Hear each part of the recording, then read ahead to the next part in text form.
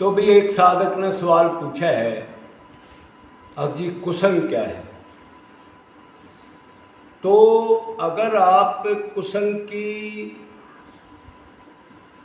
सार सुनना चाहते हो, वैसे तो काफ़ी टाइप की चीज़ें हैं, ये सावधानियाँ रखनी पड़ती हैं, खासकर साधना भक्ति में वैसे सदा ही सावधानी रखनी चाहिए।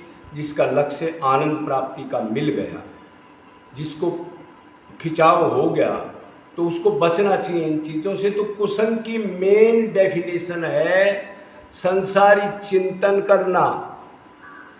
बैठे हैं, चलते हैं, चारपाई पर पड़े हैं, तो भी चिंतन कर रहे हैं, इंद्रियों से काम नहीं कर रहे, ना काम नहीं कर रहे, और ये नहीं सोच रहे कि आपका लॉस हो रहा है। क्यों? भगवान मन की नोट करता है। अगर मन नहीं है तो आप कितने भी भगवान को रिझा लो, वो नोट नहीं करेगा।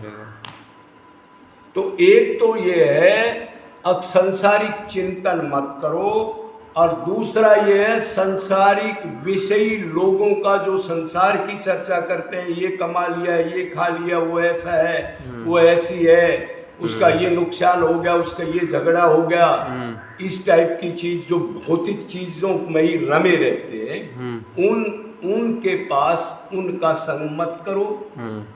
और अभी आप एक सवाल करोगे, अब जी मन से तो हम ट्राई तो बहुत करते हैं, लेकिन फिर भी संसारिक चिंतन करते रहते हैं। तो उसका एक इलाज है, एक छोटा सा फार्मूला पहले कर लो, और फिर ये फार्मूला से फायदा मिले तो आगे का फार्मूला मिल जाएगा। वो ये है कि आप सदा परमात्मा को, जो हृदय में हर एक जीव के बैठा है, कर्मों को नोट करता है, और जो सोचते हो, संकल्प करते हो, चिंतन करते हो, उसी को नोट करता है। अगर आपने किसी के बारे में गलत सोच लिया, ये गलत आदमी है,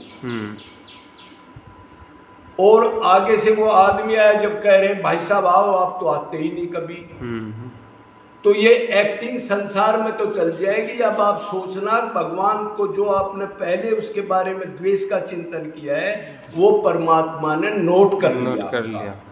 अगर आप परमात्मा को या जो टॉप गुरु है उसको साथ रखोगे, अब वो हृदय में बैठा है, नोट कर लेगा, फिर आनंद नहीं मिलेगा। मैं चलता चलता मन से अपना सर्वनाश क्यों कर रहा हूँ? क्यों? भगवान मन की नोट करते हैं। तो ऐसे हम चिंतन को रोक सकते हैं। अकेले मत रहो, अकेले आप रह ही नहीं सकते। क्यों? परमात्मा किसी भी जीव को अकेला नहीं छोड़ता, सबके अंदर आत्मा को शक्ति देने के लिए, कर्म नोट करने के लिए, भुगताने के लिए हर एक के हृदय में बैठा है। ये पक्का चिंतन करो।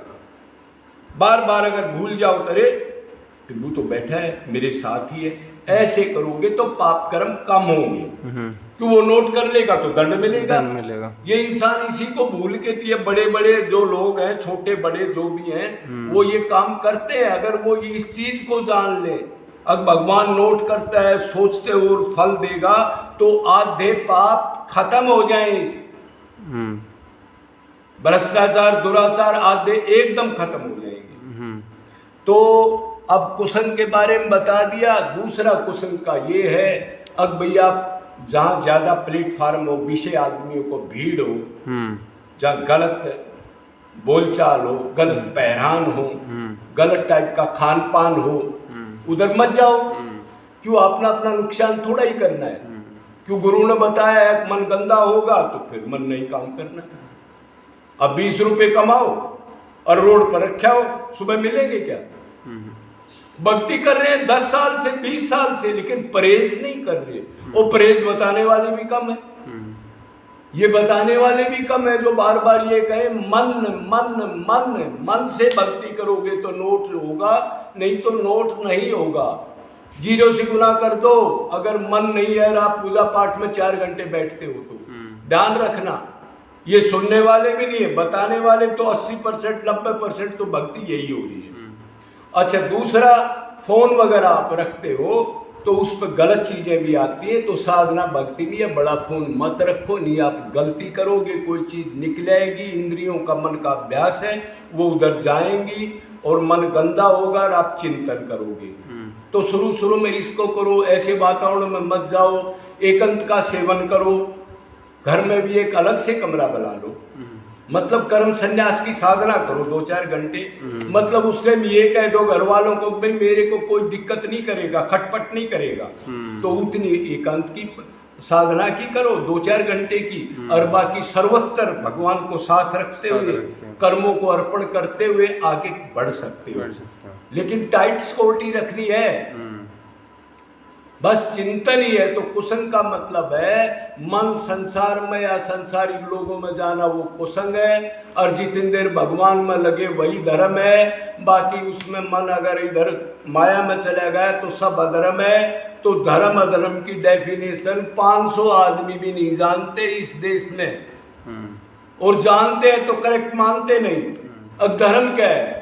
वो शरीर के धर्म का प्रचार कर रहे हैं, माँ का, बाप का, फलाना का, धकड़ा का, और कुल गुरु का, कुल देवी का, ये करना वो करना। ऊंचे लेवल पर आप जाओगे तो धर्म एक ही है, जितनी देर परमात्मा में मन लगे। और अब मन अगर दूर से हो, मन हट गया और आप धर्म कर रहे हो, कितना ही बड़ा धर्म करो संसार में, तो वो अधर्म है। क्यों? अब वो धर्म जो आप कर रहे हो, जब मन भगवान से हट गया तो उस धर्म का फल ज्यादा से ज्यादा स्वर्ग है, और उसमें भी विधि विधान दुनिया भर के हैं। अगर गलत कर दिया विधि, आपने ठीक नहीं की, तो उसका उल्टा फल मिलेगा। इधर बैठो, इधर इस टाइम बैठो, ये शुद्ध करो, वो शुद्ध करो, नहाओ, सीधा बैठो, इस टाइप की क्रिया है उसमें।